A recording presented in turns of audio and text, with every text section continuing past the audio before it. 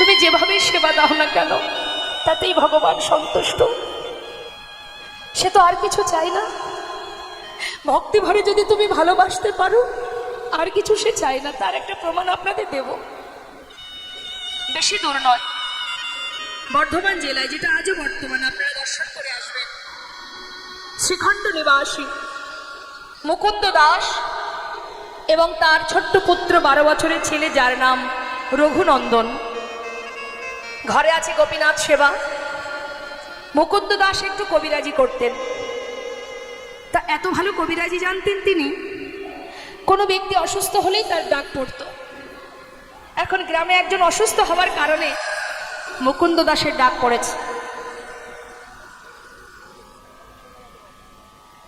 যেই না মুকুন্দ দাসের ডাক পড়েছে, মুকুন্দ দাস চিন্তায় মগ্ন, আমি কি করব।